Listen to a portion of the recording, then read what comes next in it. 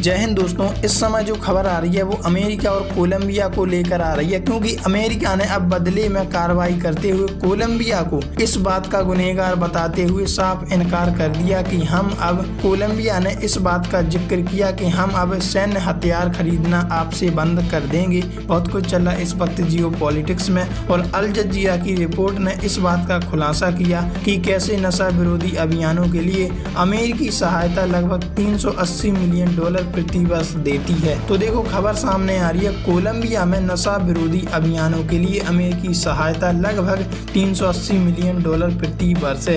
यह अभी स्पष्ट नहीं है ट्रंप द्वारा सूची से हटाए जाने का इन फंडों पर क्या असर पड़ेगा। अमेरिकी विदेश मंत्री मार्को रूबियो की इस आलोचना का जवाब देते हुए वे ड्रग युद्ध से निपटने में अनियमित थे।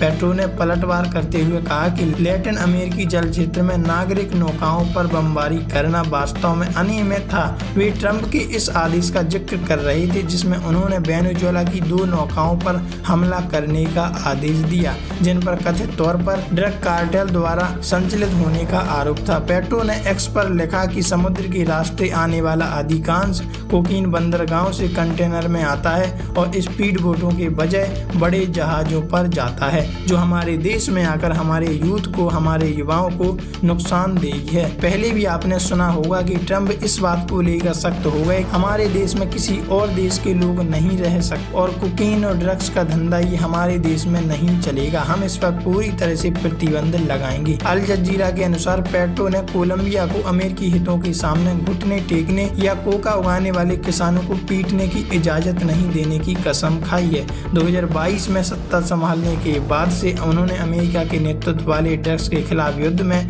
बदलाव की वकालत की है और उन्हें उन्मूलन की वजह सामाजिक मुद्दों पर ध्यान केंद्रित किया है। सरकारी और संयुक्त राष्ट्र के आंकड़ों के अनुसार उनके राष्ट्रपति कार्यकाल के दौरान कोलंबिया में कोका की खेती में लगभग 70% की वृद्धि हुई है। संयुक्त राष्ट्र के मादक पदार्थ और अपराध कार्यालय ने बताया कि 2023 तक कोका की खेती का क्षेत्रफल लगभग 3 गुना बढ़कर मतलब 2,53,000 हेक्टेयर हो गया है। एक्स पर लिखते हुए पेट्रो ने इस वृद्धि का श्रेय वैश्विक मांग को दिया है। उन्होंने कहा कि दुनिया को अपनी नशा विरोधी नीति बदलने की जरूरत है, वरना एक समय ये चरम पर पहुंच जाएगी और इससे नुकसान ही होगा, क्योंकि ये असफल रही है। उन्होंने आगे कहा कि अमेरिका में कोकीन का उपयोग केवल इसलिए स्थिर हुआ क्योंकि वहां बड़े पैमाने पर फेंटेनाइल का सेवन शुरू हुआ, जो एक समय पर चाइना से आता था, जो 30 गुना अधिक घातक है। बता दें कि पेट्रो अक्सर ट्रंप से भिड़ते रहे हैं, अमेरिकी प्रत्यारोपण अनुरोधों को